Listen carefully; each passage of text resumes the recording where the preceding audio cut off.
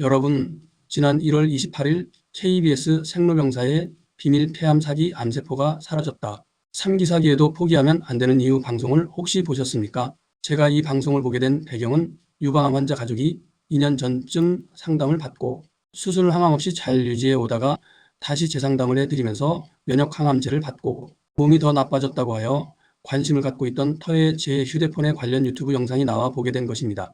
유튜브 조회수를 보니 많은 분들이 보셨던데요. 어떻게 보셨습니까? 이 영상을 보고 희망이 생기셨나요?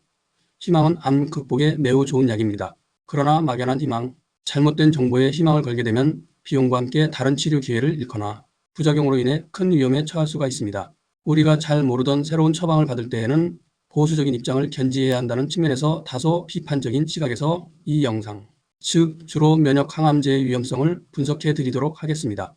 일단 의학계가 말하는 부분을 그대로 제시해드리고 뒤에 가서 그 문제점을 소개할 것이니 끝까지 보시길 바랍니다. 제가 근거 있는 비판을 하기 위해서는 해당 동영상을 직접 인용하고 싶지만 저작권 시비를 피하기 위해 방송에서 언급한 내용을 줄여서 비판하도록 하겠습니다.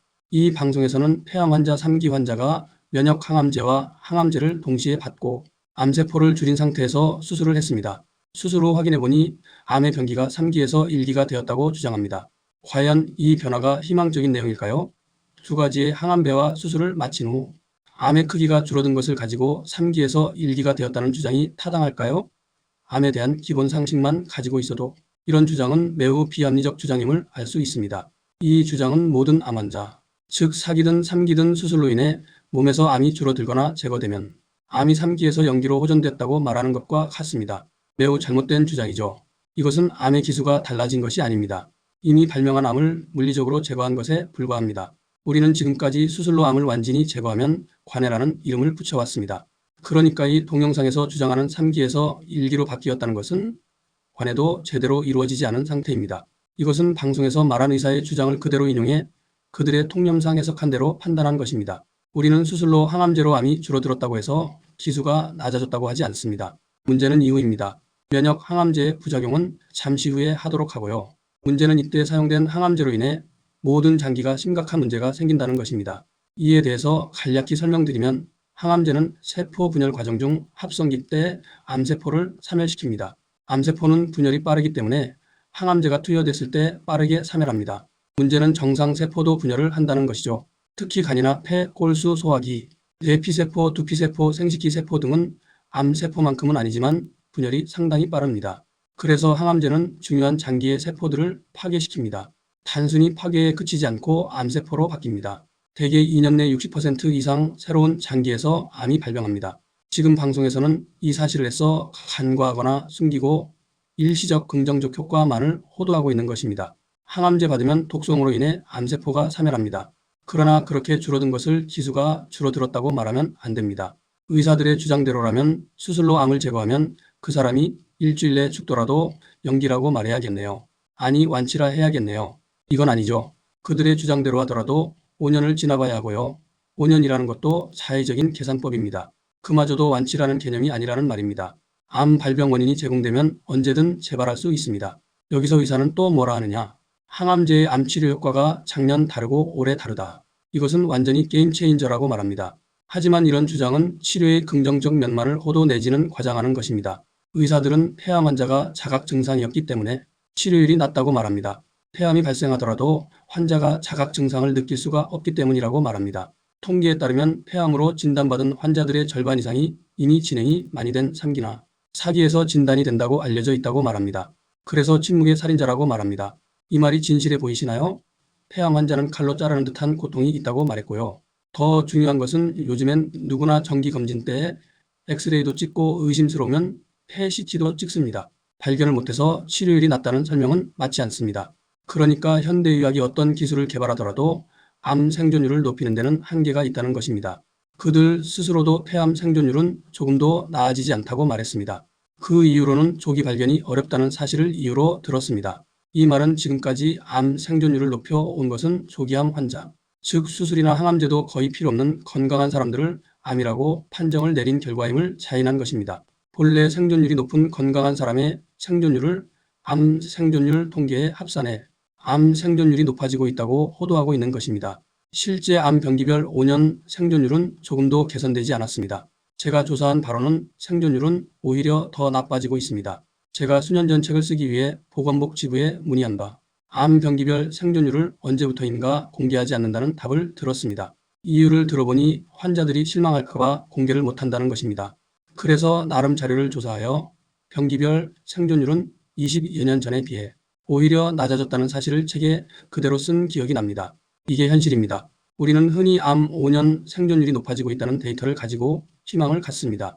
그러나 여기에는 엄청난 함정이 들어 있습니다. 암 5년 생존율은 전체 암 환자에 대한 평균을 말하는데요. 여기에는 암 발견 기술이 발전하면서 조기의 암, 즉 과거에는 암으로 취급조차 하지도 않던 일기, 심지어 영기의 암까지 포함하여 생존율을 계산하는 것입니다. 영기의 암은 정상인 사람이므로 수술 항암제 받아도 3기, 4기보다는 생존율이 당연히 높죠. 영기의 암은 그냥 두어도 그대로 대부분 자기 수명을 다합니다. 이런 사람을 포함하여 전체 생존율이 올라간 사실을 근거로 치료율 향상이라고 주장하는 것은 타당하지 않습니다. 암 치료율의 허구를 보여주는 단면이 바로 갑상선 암이죠. 상대 생존율이 100%가 넘는답니다. 이것은 치료율이 높아지지 않았음에도 통계상 계속 높게 만들다 보니 나타난 현상입니다. 기술도 늘지 않고 통계는 속이고 이것은 오늘날 의학계가 얼마나 심각한 문제가 있는지를 말해주고 있습니다. 암 치료 기술은 병기별로 봐야 하나 공개하지 않아 알 수 없다는 것입니다. 이제부터 면역 항암제에 대하여 알아보고 뒤에 가서는 그것이 얼마나 심각한 문제를 일으킬 것인지를 알아보겠습니다. 면역 항암제는 암을 직접 죽이는 약이 아닙니다. 의사들은 암세포가 T세포를 탈진하게 만들어 암세포 사멸을 못하게 만든다고 주장합니다. 이 부분 제 생각은 다릅니다.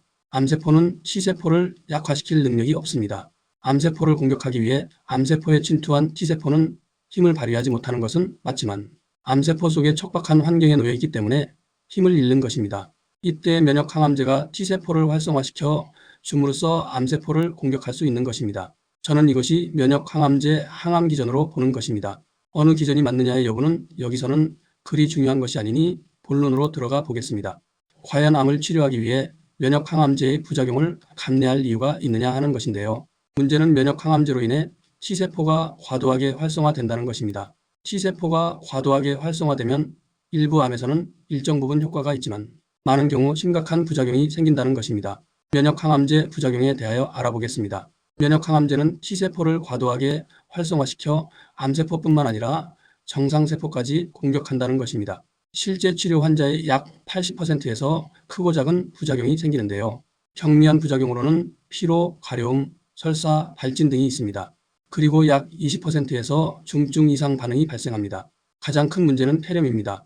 폐렴은 8% 내외에서 발병하고 항암제 병합 시 15%까지 높아집니다.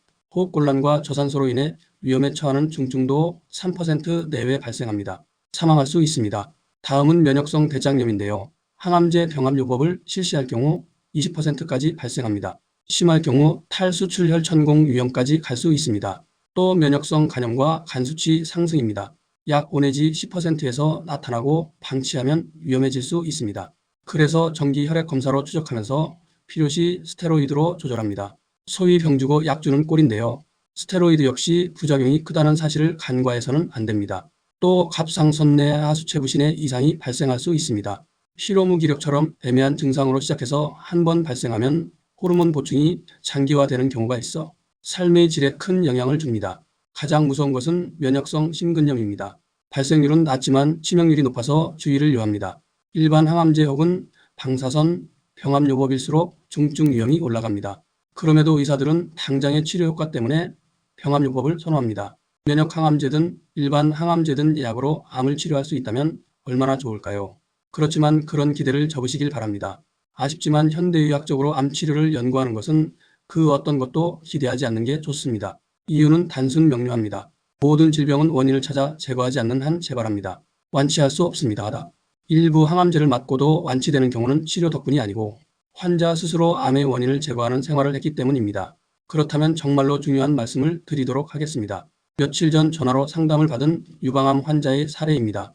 이분은 면역 항암제를 몇 차례 받았습니다. 그 후에 암이 더 커졌습니다. 이분은 3년 전에 유방에 1기 정도의 암이 발병했습니다. 당시 1.8cm였습니다. 그때 저에게 상담을 청해와서 제가 유방암의 원인, 자연치유법, 항암제 받으면 나타나는 어떤 일이 벌어지는가에 대해서 자세히 설명드렸습니다. 그리고 며칠 전 다시 전화가 왔는데 그동안 잘 유지해 왔답니다. 그러다가 최근에 암이 더 커져서 불안해서 상담을 받은 것입니다. 환자는 최근 면역 항암제를 몇 차례 받았다고 합니다. 그러면서 이 면역 항암제를 계속 받아야 할지 말지를 고민하고 있었습니다. 그래서 혹시 면역 항암제를 받은 거 이외에는 다른 무엇이 없었냐고 물었더니 다른 것들은 동일하게 해왔다고 합니다. 그렇다면 면역 항암제를 받은 결과일 수 있다. 그러나 그것이 반드시 면역 항암제 때문이라고 우리는 말할 수는 없다고 말해 주었습니다. 왜냐하면 이분이 면역 항암제 이외에 자신도 모르는 암 발병 요인을 행했을 수도 있기 때문이죠. 중요한 것은 이분처럼 증상도 전혀 없는 건강한 분이 그 무시무시한 면역 항암제와 항암제를 받아야 되느냐 하는 것입니다. 제가 조금 전에 면역 항암제 부작용을 말씀을 드렸죠. 더군다나 면역 항암제만 쓰지 않고 일반 항암제도 사용한다고 말씀드렸습니다. 이때 나타나는 부작용은 정말 심각합니다. 두 가지의 독성 물질을 동시 처방하는 것이기 때문입니다. 제가 2시간이나 이 설명을 드렸어요.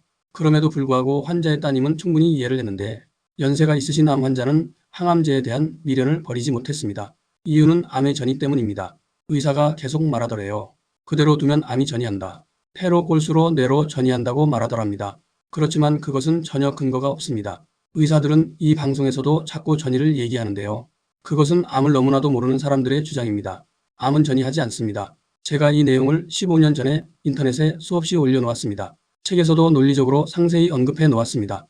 그리고 이 주장 때문에 많은 의사들과 논쟁도 있었습니다. 제가 이름은 거명하지 않습니다만 당시 통합의학 암연구소장과 국립암센터 본부장이 제 책을 보고 저에게 전화를 걸어왔습니다.